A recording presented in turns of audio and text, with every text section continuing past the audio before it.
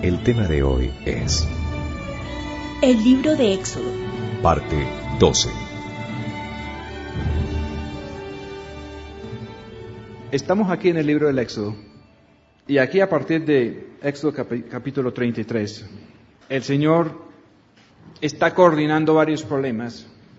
Él está tratando de armar un modelo del tabernáculo del cielo para que el pueblo de Israel, aunque no se han dado cuenta bien qué es lo que quiere Dios, que pueden comenzar a tener la oportunidad de conocerlo a Él más y más y de ver cómo obra Dios.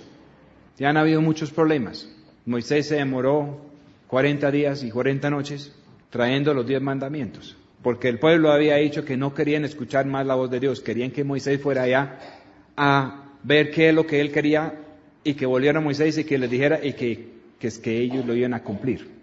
El único problema era que antes de que Moisés pudo volver, ya habían hecho un becerro de oro y ya estaban bailando desnudos y se habían metido en un culto pagano y se habían olvidado a Moisés y a Dios. Así de sencillo. Y le costó a Moisés un tremendo revolcón para poder enderezar la situación. Murieron muchos. Hubo que moler ese becerro de oro. Moisés se los hizo tragar. Y siempre que hay rebeldía así, hay consecuencias graves. Y después Moisés tuvo que subir otra vez a interceder porque Dios quiso acabarlos a todos.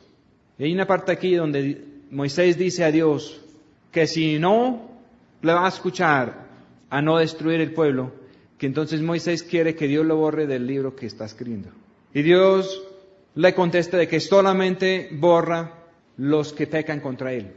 Pero muchas personas tienen el concepto de que Dios tiene un libro y que cuando Dios escribe el nombre de alguien en su libro, que no se puede borrar. Pero aquí Dios y Moisés están hablando de borrar nombres, de cómo es. Y es obvio que es posible. El tema del libro de Dios es otro mensaje. Pero, y aquí se tocó porque Moisés y Dios resultaron en esa conversación. Y Dios estaba haciendo todo posible, todo a favor del pueblo, pero la queja que tenía Dios y que tiene Dios todavía es que el pueblo de Dios es muy terco, muy terco. Es el problema que Dios ha tenido siempre con la raza humana, con habernos dado razón, con habernos creado en imagen y semejanza de Él.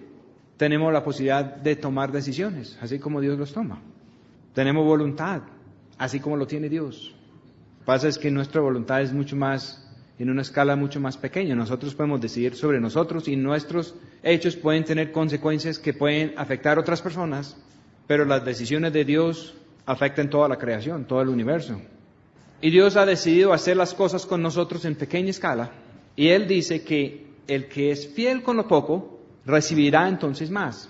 Pero el que no es fiel con lo poco que Dios suministra, que lo poco que cree que tiene, se le será entonces quitado. Porque Dios nos da la oportunidad con algo prestado.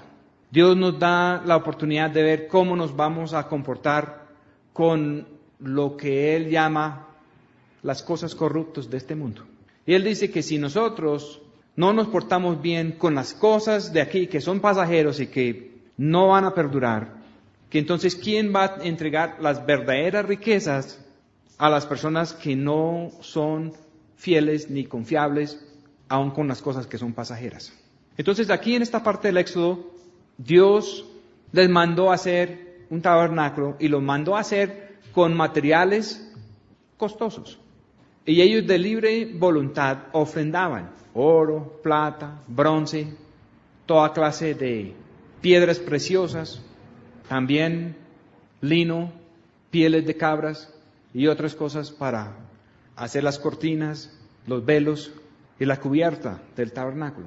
Y cada cosa tiene su significado. Y en esta serie de mensajes no estoy tratando de dar el significado de todo, porque aun si lo pudiera hacer, nadie puede entender esto sin una revelación de Dios. Y para entender estas cosas, no es tan necesario un buen seminario que les explica todo, sino es necesario entrar en un estado de corazón que permita que el Señor pueda obrar. Porque si el corazón no está bien, Dios no puede aclarar nuestros pensamientos. Uno de los predicadores famosos de hace unos siglos decía que cuando hay confusión espiritual, no es posible aclararla mediante la razón humana. Solamente es posible aclararla mediante la obediencia a Dios. Obedeciendo a Dios, sí se aclaran las cosas. Razonando las cosas con el intelecto nuestro, no se aclaran. Se confunden aún mayor. Y si no me creen, no es sino leer los libros de teología, donde hay tantos puntos de vista sobre cada punto esencial en la Biblia, y donde los teólogos se dividen en una escuela o en otra, y viven haciendo debates y escribiendo papeles para arriba y para abajo, y no llegan al conocimiento directo y profundo de Dios muchas veces. Y la persona más humilde no tiene que ser un gran intelectual. Persona con corazón sincero que desea obedecer a Dios, muchas veces puede llegar a conocer a Dios de una manera mucho más íntima. Y todo esto, el tabernáculo, tiene que ver con encontrar con Dios, porque al fin y al cabo Dios estaba ahí adentro. Él quería morar ahí. Y Él tuvo que poner unas reglas, unas leyes de cómo podían aproximar ellos a Él.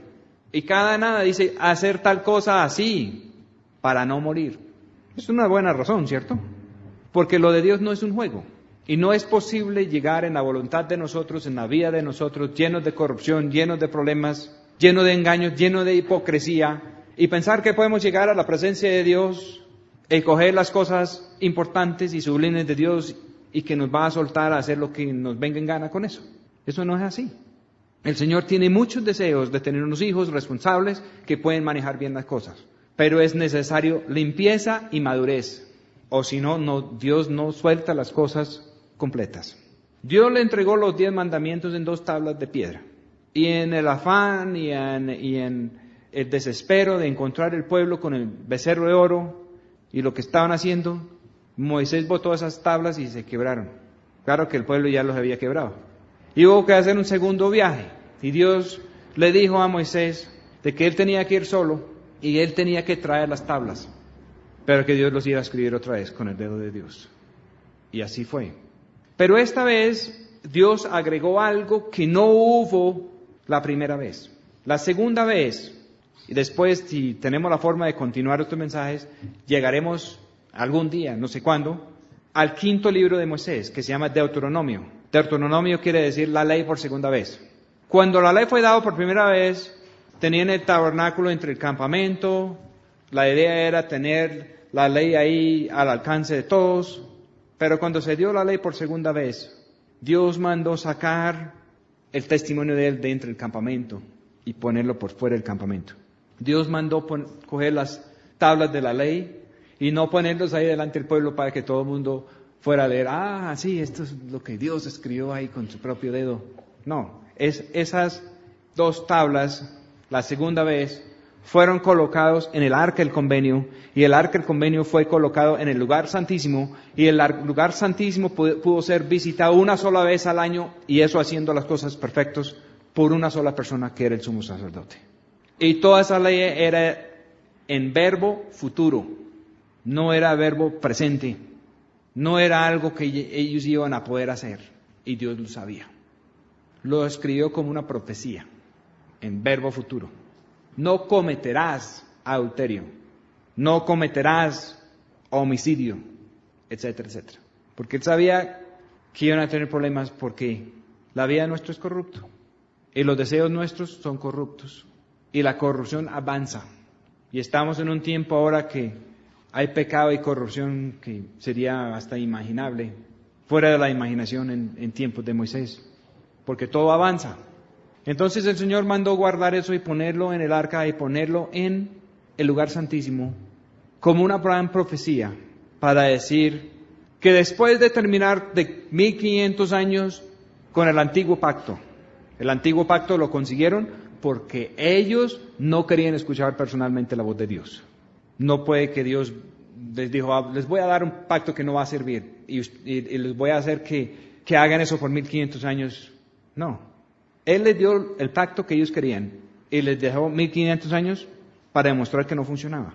Pero después, cuando dio el nuevo pacto, Él no frenó el libre albedrío del hombre. Y Él tuvo todo eso previsto desde el tabernáculo. Porque Él no hizo el tabernáculo de 2 salones, Él lo hizo de 3. Un atrio de afuera, que simboliza la ley. Un atrio de adentro, que simboliza la era actual de la iglesia. Donde iba a haber un sacerdocio de todos los creyentes. Donde iba la lámpara de la palabra de Dios, atendido por los hombres. Donde iba los panes de la proposición. Y donde tuvieron el alcance para alimentar el altar de oro con incienso, que es la verdadera oración y el vínculo con Dios. Y ahí podían entrar. Y ellos podían llevar las ofrendas y comerlas ahí. Y Él les dijo, mucho cuidado, porque tienen que lavarse las manos y los pies. Tienen que vestirse de tal manera. Tienen que tener, si se acuerdan de un mensaje anterior, unos calzoncillos de lino limpio. Y si no se tienen cuidado con esas cosas, se pueden morir. Y en la era de la iglesia, muchos han descuidado esas cosas y se han muerto espiritualmente. Y han resultado borrados del libro de Dios. Y lo más triste es que muchos han pasado por ahí y ni siquiera se dieron cuenta a qué hora se fue el Espíritu de Dios y resultaron ellos con otro espíritu. Israel después hizo una abominación de desolación. No lo hicieron en el lugar santísimo, lo hicieron en el lugar santo. Ellos querían adorar a Dios, pero también a Baal. Ellos querían tener la lámpara de Dios prendido ahí, los panes de Dios y el altar de Dios y la imagen del celo también metido ahí.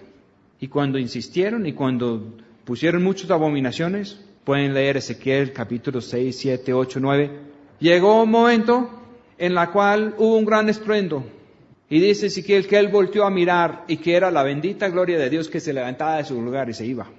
Y muchas Biblias quedan hasta mal traducidas ahí. Pero Dios se fue y dejó eso abandonado. Y eso ha pasado mucho en nuestra época actual.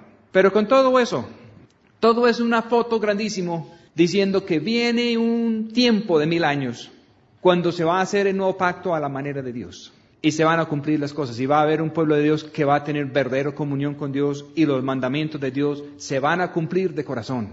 Y va a haber un pueblo como el Arca del Convenio. Bajo la cobertura de los ángeles de Dios. Bajo la presencia directa de Dios. En comunión directa con Dios. Donde el Señor mismo hará los juicios. Reconciliados plenamente con Dios por la sangre del Cordero. Por la sangre de nuestro Señor Jesús. Y la vida está en la sangre. Dice el libro del Levítico, que es el libro que sigue. Y este libro de Deuteronomio, que es el libro de la ley dado por segunda vez, es específicamente para los reyes. Y la orden en ese libro es que el rey no debe tener ese libro lejos. El libro debe estar a la mano. Y después, cuando Israel tuvo reyes, hubo una época cuando la ley de Dios duró por lo menos 70 años perdido. Y cuando lo encontraron, después de 70 años de estar perdido, estaba en el templo refundido con el dinero. Y más o menos estamos en esa época hoy. Y el Señor quería que los reyes de Israel repasaran ciertas cosas. Y aún así no funcionó. Dios les dijo que no deberían de confiar en caballos. Salomón hizo establos hasta con 2000 caballos. Dios les dijo que los reyes de Israel no deberían de tener muchas mujeres. Salomón llegó a tener como 1000 mujeres. Es obvio que el libro de Deuteronomio no estaba en la mesa de noche de Salomón y que Salomón no estaba revisando eso todos los días antes de ir a conseguir más mujeres y buscar más caballos. Y esos son solamente 2 detalles. El libro está lleno. Pero ahora, Dios dice que Él quiere que nosotros seamos un reino de sacerdotes.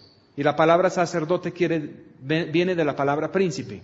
La idea es, un verdadero sacerdote es de la línea real y tiene acceso al rey. Y puede entrar al rey y puede ir al pueblo.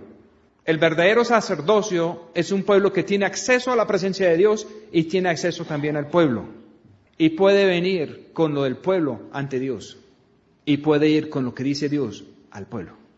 Pero el verdadero sacerdocio es para que el pueblo quede comunicado con Dios. Porque Dios quiere que todos los del pueblo nazcan de nuevo para que todos podamos ser hijos.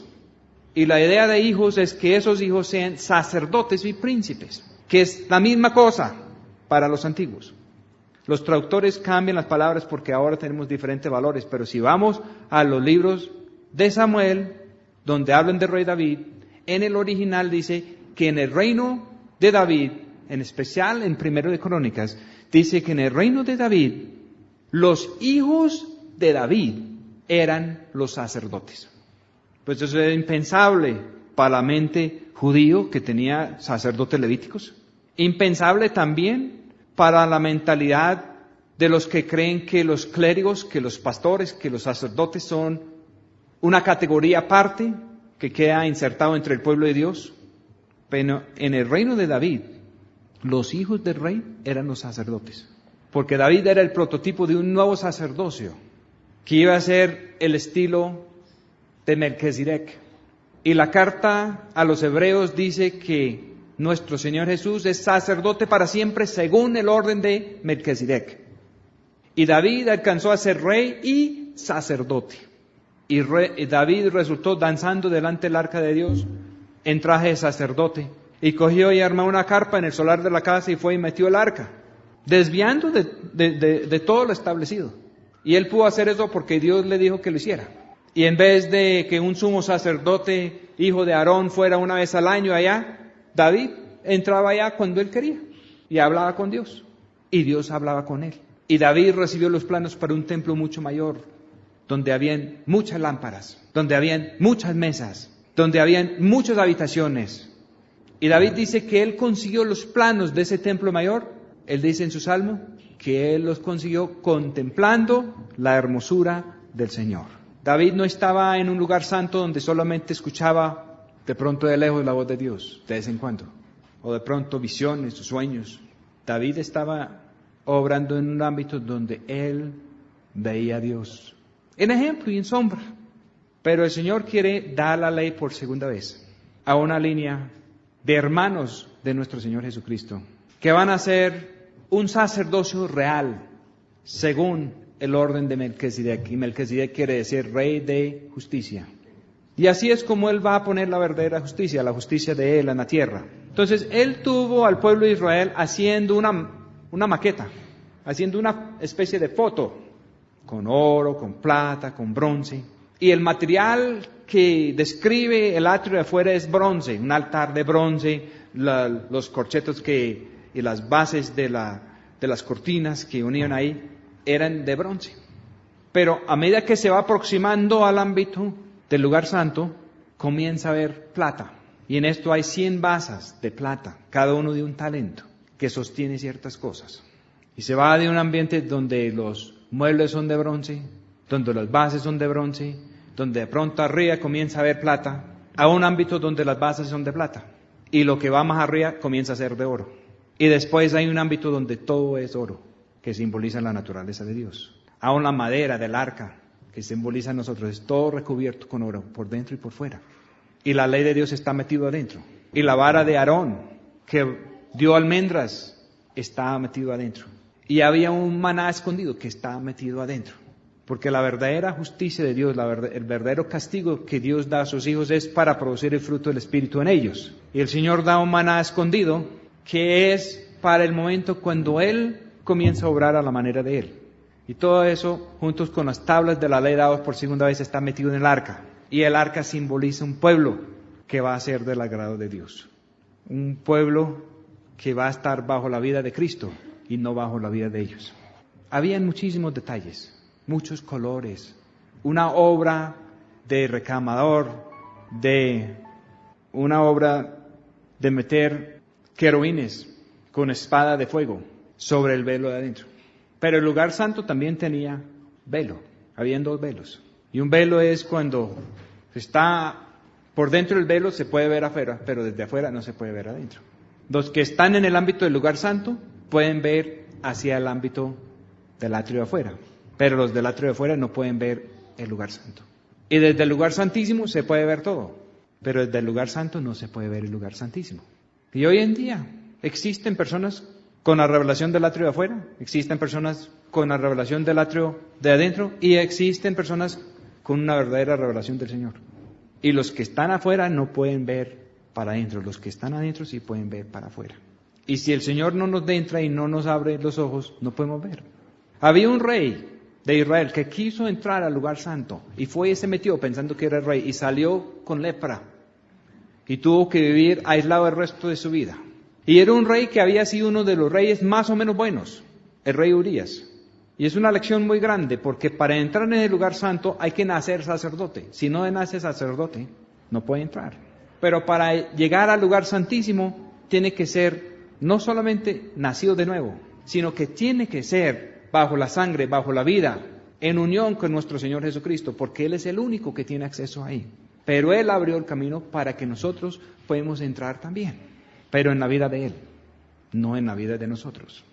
Aquí hay muchos detalles, pero parte de lo que quiero destacar aquí es que cuando el Señor dio la ley por segunda vez, Él sabía que había que hacerlo así, porque el pueblo lo pidió la primera vez y Él estaba respondiendo al pueblo.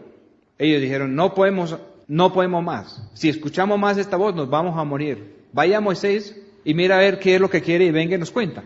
Y antes de que Moisés pudo volver con los 10 mandamientos, ya ellos los tenían quebrados. Todo estaba quebrantado. Con el becerro de oro estaban desnudos hasta en fornicación y de todo. En un momentico pasó todo eso. Entonces, Dios lo mandó a hacer por segunda vez. Y mire cómo fue. Mire el detalle. Éxodo capítulo 34, verso 5. Y el Señor descendió en una nube y estuvo allá con él. Moisés llegó con las 2 piedras para que Dios lo escribiera por segunda vez. Y el Señor descendió y fue a encontrarlo en la cima del monte. Y estuvo ahí con él proclamando el nombre de Yo Soy. Había una tremenda controversia con ese nombre. En el finales del siglo XIV, hubo un confesor de un papa que vio que el nombre de Dios se escribía solamente con 4 consonantes. Y él quiso inventar la pronunciación de eso. Entonces, él acomodó los vocales de la palabra Adonai, que quiere decir Señor, y cuando los judíos leían el Antiguo Testamento y llegaban al nombre sagrado de Dios, no lo trataban de pronunciar, sino solamente decían Adonai. Y la mayoría de las traducciones desde la Reforma, cuando traducen el nombre sagrado de Dios, que los científicos dicen que es el tetragramatón, porque es de 4 consonantes. Y los judíos tenían mucho miedo de pronunciar ese nombre, porque el que pronunciaba indignamente el nombre de Dios tenía que morir. Y fue una de las razones por la cual mataron al Señor Jesucristo, porque Él pronunciaba ese nombre en referente a sí mismo, y decían que estaba blasfemando. Entonces este confesor del Papa armó los vocales de Adonai con los consonantes del nombre sagrado y sacó que Jehová. Pero en ninguna parte de la historia existe eso antes. Y fue un intento en buena fe. Pero ¿qué pasó? Progresó la Reforma y comenzaron a salir los sacerdotes que querían seguir con las ideas de Lutero y de Calvino y de Zwingli y de otros, basado normalmente en que habían leído la palabra de Dios, sea en griego, en la traducción griego publicado por Erasmo, o sea en algún manuscrito en el hebreo, y comenzaban a traducir esos manuscritos en idioma popular, como lo hizo Lutero en el alemán, como lo hizo Tyndale en el inglés, como lo hizo Casiodoro Reina en español, etcétera, etcétera. Y esa pronunciación del nombre que es que de Dios, que hizo el confesor del Papa tenía que ver con Francisco de Encinas, que era el primer español a traducir el Nuevo Testamento. Entonces toda esa gente comenzaron a salir y la Iglesia Católica reaccionó en Contrarreforma. Entonces ellos hicieron otro invento y armaron otra pronunciación al nombre de Dios y dijeron que en realidad el nombre de Dios no es Jehová como habían dicho en el Vaticano antes, sino que ahora es Yahvé.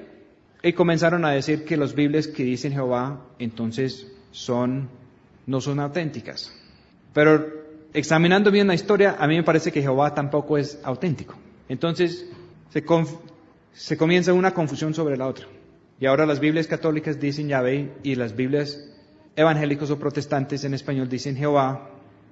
Y lo cierto es que Jesús y los apóstoles, en más de 400 citas, cuando citaban la Escritura y ellos lo recitaban de memoria, no decían ni Yahvé ni Jehová, decían Adonai, el Señor.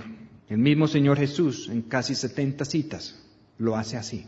Y por eso es que en esta Biblia nosotros hemos regresado a esta posición que fue la que tomó nuestro Señor Jesús, de no pronunciar el nombre de Dios cuando estaba citando Escrituras.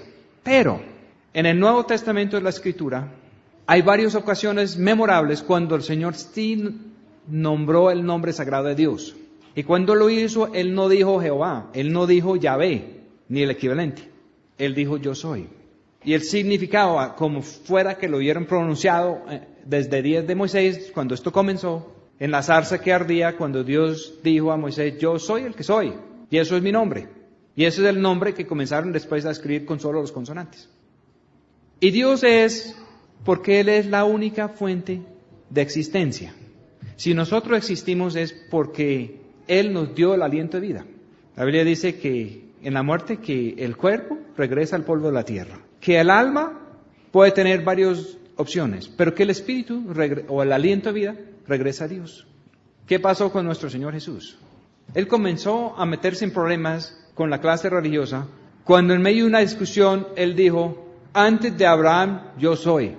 Y ellos sabían que eso era el nombre sagrado de Dios y levantaron piedras para darle, pero Él se les voló. Cuando en el juicio, en la casa del sumo sacerdote, le preguntaron, díganos la verdad, díganos si usted es el Cristo o no. Díganos claramente. Y la respuesta de él fue, ustedes dicen que yo soy. Y ahí se acabó el juicio. Rasgaron sus vestiduras y dijeron, él blasfemó, merece, nosotros mismos lo hemos escuchado. No tenemos más necesidad de conseguir testigos enredados, sino ya nosotros somos los testigos que él lo dijo. Y basado en eso lo mandaron a matar.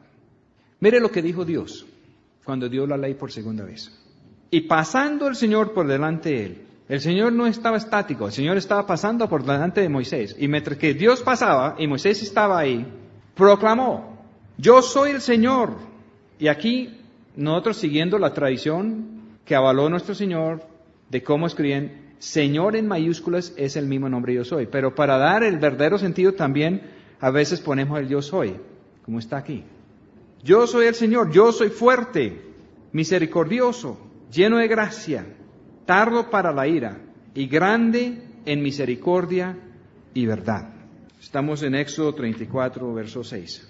Que guardo la misericordia en millares, que suelto la iniquidad, la rebelión y el pecado, y que de ningún modo veré al malvado, que visito la iniquidad de los padres sobre los hijos y sobre los hijos de los hijos, hasta la tercera y cuarta generación. Eso no lo dijo Dios cuando dio los 10 mandamientos por primera vez.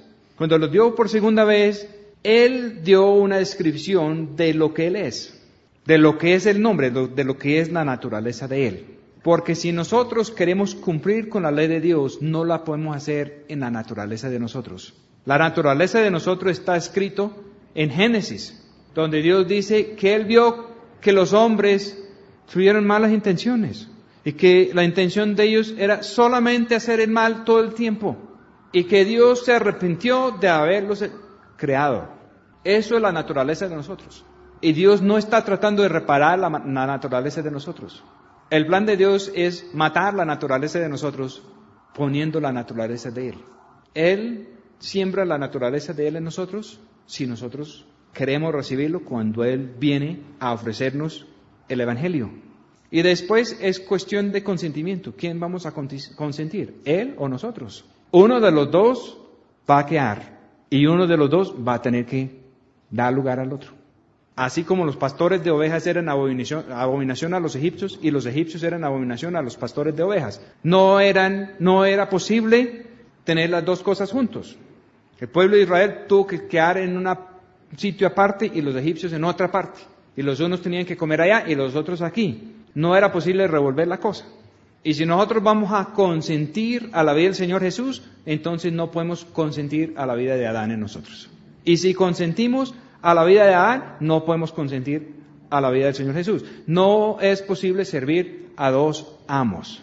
No es posible servir a Dios y a las cosas corruptas de este mundo. Eso es el Evangelio. Pero la segunda vez de dar la ley, Dios lo da con una descripción de la naturaleza de Él. Porque el nuevo pacto es que Él va a escribir su ley en nuestro corazón y en nuestra mente. Vamos a tener la ley de Dios metido porque la vida de Dios está metida en nosotros. Y lo que Dios quiere van a hacer. Imagínense el lío para cumplir todos esos ritos del tabernáculo para cumplirlos a la fuerza. No podían. Se les fue 1500 años y no podían. Y después de 1500 años llegó el mismo Señor que había dado la ley y de la cual el templo era una foto de Él, tanto que Él dijo que Él era el verdadero templo. Y no solamente que no le dieron su lugar, sino que lo cogieron y lo mataron, porque Él resultó ser la competencia de lo que tenían ellos. Y cuando Él entró en la pelea a decir antes de Abraham yo soy, era porque ellos decían que ellos eran hijos de Abraham. Y Él dijo que si hubieran sido hijos de Abraham, hubieran hecho las obras de Abraham. Pero como ellos hacían las obras de su verdadero padre, que Él les podía decir con claridad quién era su padre. Y Él les dijo que ellos eran hijos de Satanás, del mismo diablo, porque ellos querían matar la vida de Dios, no lo querían consentir. Y Satanás había sido un asesino desde el comienzo. Y ellos eran los religiosos que dirigían toda una increíble obra de ceremonias. Y venían gente del mundo entero para celebrar las fiestas y para ofrecer sacrificios. Y Él les dijo que era una partida de hijos de Satanás. Y después, cuando están queriendo saber con qué autoridad, entonces, antes de Abraham yo soy. Y usted mete el nombre de Dios sobre él. Pues la rabia fue terrible. Furiosos agarraban las piedras más cercanas a darle. Pero no era el momento. Y Él salió y se fue. Y no se dieron cuenta. Por dónde. Por lo menos una vez en Mateo, una vez en Marcos, una vez en Lucas, Él nombra el nombre de Dios referente a Él mismo. Pero lo hace por lo menos 22 veces en Juan. Por lo menos 2 veces en los Hechos de los Apóstoles y por lo menos 4 veces en el Apocalipsis. Pero lo más importante es que Él lo puede hacer en nosotros. Él quiere ingresar al trono de la vida de nosotros y desde lo más profundo de nuestro ser, Él quiere pasear, proclamando: yo soy el Señor, yo soy fuerte, misericordioso y lleno de gracia. Gracia es poder para hacer para nosotros lo que nosotros no podemos hacer, porque por las obras nuestras no nos podemos salvar, en cambio por la gracia de Él, sí. Él puede obrar la salvación de Él en nosotros y a través de nosotros por la gracia. Tardo para la ira y grande en misericordia y verdad. Hay un momento para la misericordia, pero hay un momento cuando puede venir la justicia y el juicio, ya sin misericordia, para las personas que se han burlado demasiadas oportunidades.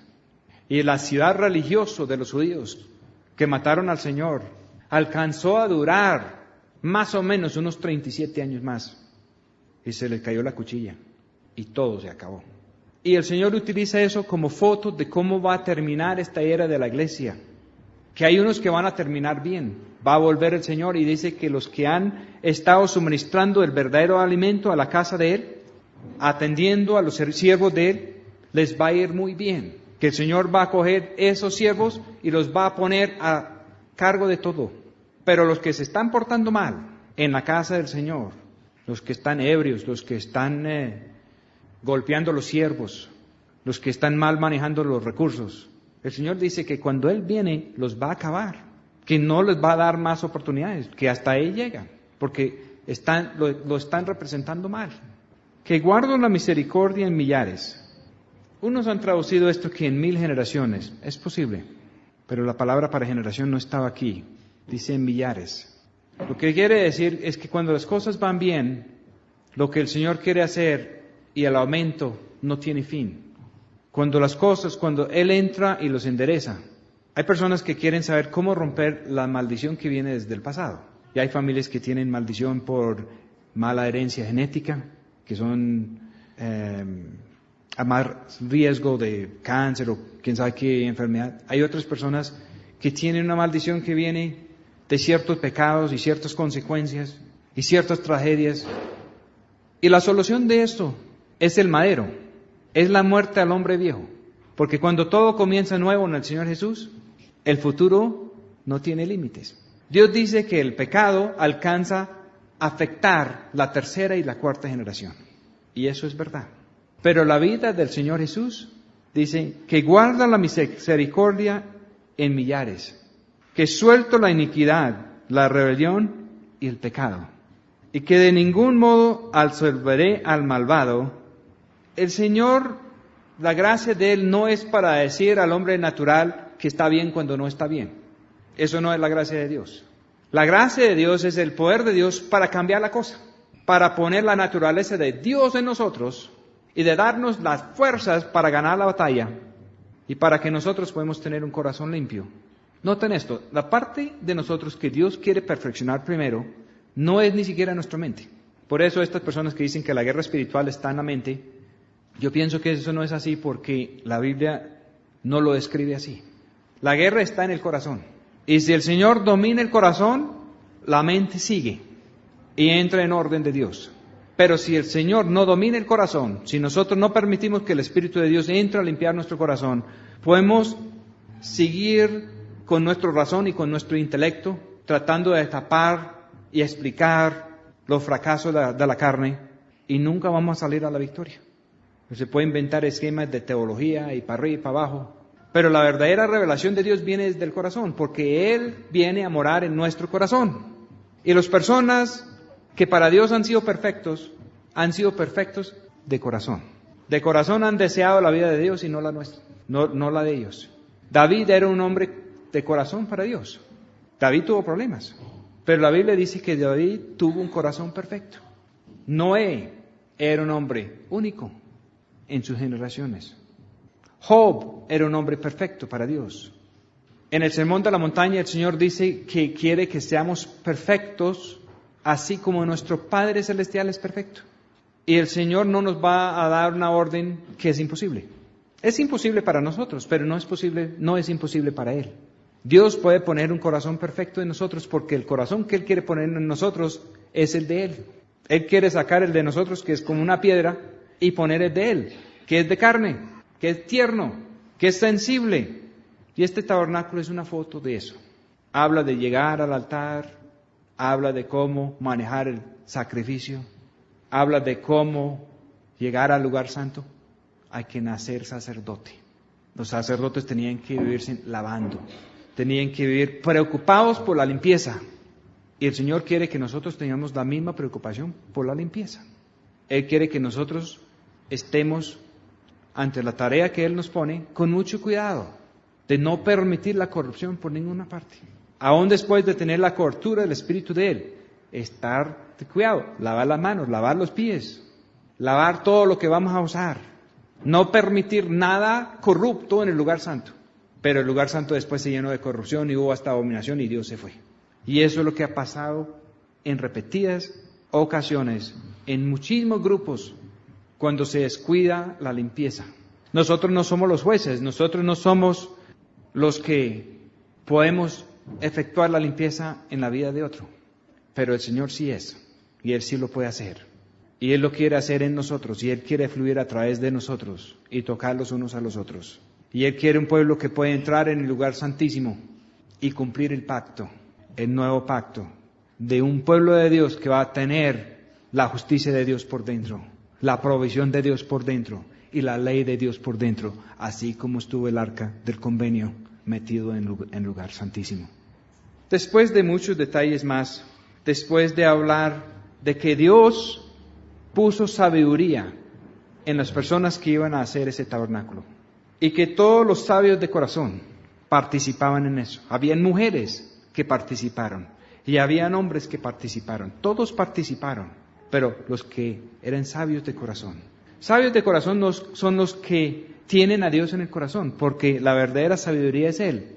Si leemos el libro de los Proverbios, veremos que la sabiduría es una persona, es Él. Y Él extiende la sabiduría a través del Espíritu Santo. Y Él ordenó a una persona en particular, Bezaleel, de la familia de Ur. Y así para esta obra, este tabernáculo, el Señor ha elegido de que el Espíritu Santo va a hacer la obra. Pero el Espíritu Santo hace la obra en y a través de nosotros. Y nos vincula al cuerpo de Cristo, que es el verdadero tabernáculo, hecho por Dios y no por los hombres.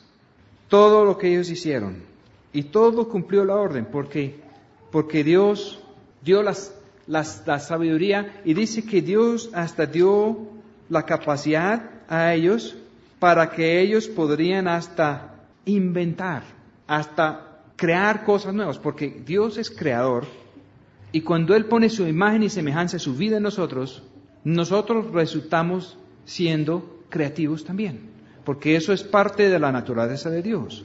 No creativos para hacer algo diferente a lo que Dios está haciendo, creativos para entrar en el plan y propósito de Dios y hacer cosas que nunca hubiéramos podido hacer en nuestra propia vida. Vamos a leer un poquito de esto porque me gusta. Mire, hizo pues Bezaleel y Aholiab y todo hombre sabio de corazón, a quien el Señor dio sabiduría e inteligencia. Mire que el Señor también da inteligencia, porque la verdadera inteligencia lo da el Señor. Nosotros pensamos, los hombres piensan que se puede dar un examen a calificar la inteligencia, ¿sí? Y que unos nacen más inteligentes que otros. Bueno, eso tiene cierta cosa en la vida de Adán. Es también cierto que unos son como más resabiados que otros también. Pero hay una inteligencia que viene de Dios y Dios lo puede suministrar junto con la sabiduría. Inteligencia para que supieron hacer toda la obra del servicio del santuario y todas las cosas que había mandado el Señor. Sabiduría e inteligencia para que supieron hacer las cosas. Y eso es lo que el Señor está haciendo todavía. Porque este gran tabernáculo, este gran templo, que es el cuerpo de Cristo, todavía no ha sido armado. Llevamos toda una era como fue la vida del rey David cuando el Señor no dejó edificar el templo. Él dijo, no, usted ha sido de guerra y yo necesito un hombre de paz para esto. Y hemos estado en la época de la guerra más contundente. La guerra con la carne, la guerra con el mundo, la guerra con el diablo. Y muchos han perdido y algunos han ganado. Y el Señor ha estado amontonando los materiales para el templo, así como hizo el rey David en todas sus campañas, en todas sus guerras. Él traía las riquezas de los filisteos y de lo que daba a cada uno en Israel de libre voluntad. Y él dio de su riqueza personal, y daban oro y piedras preciosas y plata y bronce y hierro y unas cosas casi y piedra que daba miedo. Y todo lo dejó preparado. Y después vino su hijo y dice que cuando lo armó, que no se escuchaba ni siquiera el sonido de un martillo allá en esa obra, porque todo venía tan bien preparado y casaba a la perfección, y no era sino colocar las cosas en silencio y todo casaba. Y eso es lo que va a hacer el Señor cuando Él viene. Él va a venir en plenitud y va a haber una primera resurrección de los vencedores en Él. Y todo esto se va a acoplar y Él va a tener un gobierno increíble aquí en la tierra. Y van a poder, los que Él pone a hacer tal cosa, van a poderlo hacer porque Él da sabiduría e inteligencia para saber qué es lo que Él quiere y para cumplirlo. Y Moisés llamó a Bezaleel y a Aholiab y a todo varón sabio de corazón, en cuyo corazón había dado el Señor sabiduría, y a todo hombre a quien su corazón le movió a venir a la obra para trabajar en ella. Y le dio la ofrenda. Esto lo repite varias veces. Perdí de vista el versículo donde dice que las mujeres también sabias de corazón. Pero aquí repasa en Éxodo 37 y 38, 35, 25. Además, todas las mujeres sabias de corazón hilaban con sus manos y traían lo que habían hilado. Y en el 26 dice, y todas las mujeres cuyo corazón las levantó en sabiduría, hilaron pelos de cabras. Y los príncipes trajeron piedras de ónice y las piedras de los engastes para el efod y el pectoral. En el versículo 29, de los hijos de Israel, así hombres como mujeres, todos los que tuvieron corazón voluntario para traer para toda la obra que el Señor había mandado por medio de Moisés, que hicieron, trajeron ofrenda voluntaria al Señor. Tuvieron que pararlos porque trajeron demasiado. William Tyndale puso un pie de nota en su Biblia, aquí en esta parte dijo que los pastores y sacerdotes de la época de él nunca se les va a ocurrir decir al pueblo que no trajeran más ofrendas. Y cuando todo eso estaba funcionando, mire cómo termina. Éxodo 40, versículo 33. Finalmente levantó el atrio alrededor del tabernáculo y el altar y puso la cortina de la puerta del atrio, y así acabó Moisés la obra. Hicieron primero el lugar santísimo, después el lugar santo, después el atrio de afuera. Nosotros pensamos que podemos ordenar las cosas de Dios al revés, que nosotros podemos llegar y meternos en el atrio de afuera y tener una gran campaña evangelística. Hay muchos haciendo eso, cuando nunca han conocido la verdadera presencia de Dios y no han sido enviados desde el trono de Dios. Para poner la casa de Dios en orden, es necesario hacerlo como Él quiere. Desde el comienzo del Génesis, las cosas de Dios están al revés de nosotros. Primero la tarde y después la mañana. El hebreo, el libro comienza donde nosotros terminan. Y en vez de leer de adelante para atrás, se lee de atrás para adelante y se lee de derecha hacia la izquierda. Totalmente lo contrario al sistema de los hombres. Y si queremos que la casa de Dios se vuelva a establecer en la tierra, hay que hacerlo a la manera de Él. Y la manera de Él es primero el arca. Y se va edificando desde ahí. Y es necesario tener un pueblo que haya conocido la presencia de Él. Y que hayan sido enviados desde el trono de Él, con la autoridad de Él. Eso es lo que nos falta hoy en día. Entonces, una nube cubrió el tabernáculo del testimonio. Y la gloria del Señor llenó el tabernáculo. Y no podía Moisés entrar en el tabernáculo del testimonio porque la nube estaba sobre él y la gloria del Señor lo tenía lleno. Eso pasó también con el templo de Salomón. Pero cuando reconstruyeron el templo en días de Esdras y Nehemías no pasó. Por muchas razones y es tema de otro mensaje. Pero ese fue el templo que fue después reconstruido por Herodes. Pero ese templo sí tuvo la gloria de Dios porque tuvo al Señor en persona. Y Él llegó 2 veces a limpiarlo. Y ambas veces reaccionaron con mucha rabia. Y la segunda vez lo mataron. Y cuando la nube se alzaba del tabernáculo, versículo 36, los hijos de Israel se movían en todas sus jornadas. Pero si la nube no se alzaba, no partían hasta el día en que ella se alzaba. Porque la nube del Señor estaba de día sobre el tabernáculo y el fuego estaba de noche en él, a vista de toda la casa de Israel en todas sus jornadas. Hicieron 41 campamentos en el desierto y el campamento 41 tuvo un cambio de liderazgo. Moisés murió y Josué continuó. Josué quiere decir Jesús. Y el campamento 42 ya era en la tierra prometida y hubo un cambio. El Señor quiere hacer ese cambio. Él quiere entrar a tomar las cosas directamente. No solamente tener una persona que lo representa, sino Él en persona tomar las cosas. Y entrar su pueblo en su verdadero descanso, en el 7º milenio. La señal del pacto era el 7º día. No podían trabajar ni siquiera en tiempo de arada o de siega, en el 7º día. Nadie puede hacer su propia obra. Pero cuando el Señor Jesús vino, Él trabajaba en el sábado y sanaba a la gente y los religiosos se enojaban porque no entendían que el sábado era para Dios hacer lo que Él quería. Para Dios poner descanso. Él quiere que nosotros descansamos, pero Él quiere corregir las cosas en el 7º día y promete hacerlo. Y estamos a la puerta del 7º milenio desde la creación, el tiempo en el cual Él va a cumplir la foto del tabernáculo. Él va a tener un pueblo que mora bajo la cubierta de Él, en la presencia de Él, bajo la sangre de Él, la vida de Él. La naturaleza de Él va a estar por fuera y por dentro, como el arca. La madera muerta no se veía, aunque era una madera fina. Y por dentro del arca va la ley de Dios, va la vara de Aarón, que dio fruto, dio retoño y dio fruto, y va el maná escondido. La ley solo es difícil de poner a funcionar, pero cuando va con la vara de Él, y no es una vara seco, no es una ley de muerte, es un espíritu que da vida y que produce fruto, que nos disciplina y nos guarda. Y la provisión que Él tiene, Él es el verdadero pan del cielo.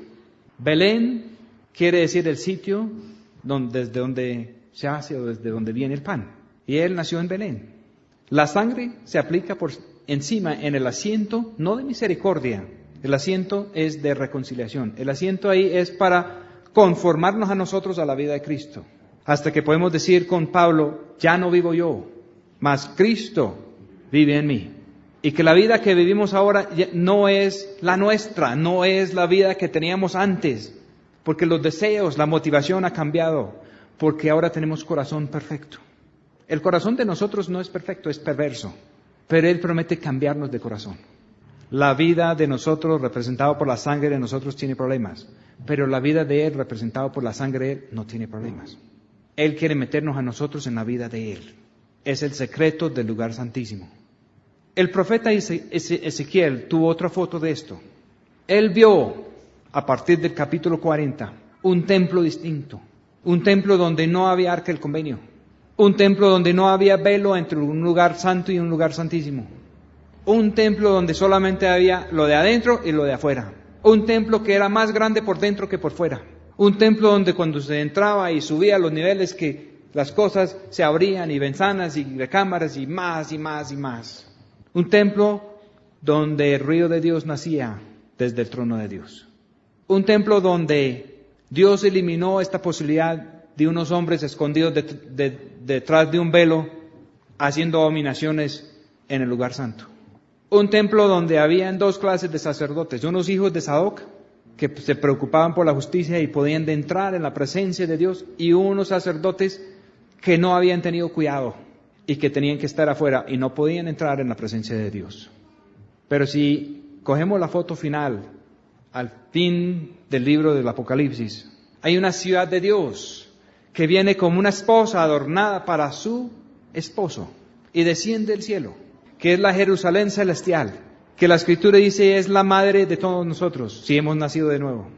Y en esa ciudad no hay templo, y en esa ciudad no hay noche. Las puertas de la ciudad permanecen abiertas de día, y no hay noche. Y todos los que aman la luz y que son de la luz viven en esa ciudad.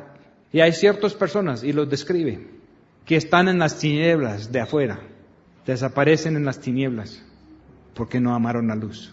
Eso fue la queja del apóstol Juan. Él dijo que los hombres amaban más las tinieblas que la luz, y que la luz en persona había venido, y ellos pensaron que ellos tenían la luz y en realidad era tinieblas, y que a la verdadera luz no lo reconocían, porque amaban sus propios caminos y su propia vida.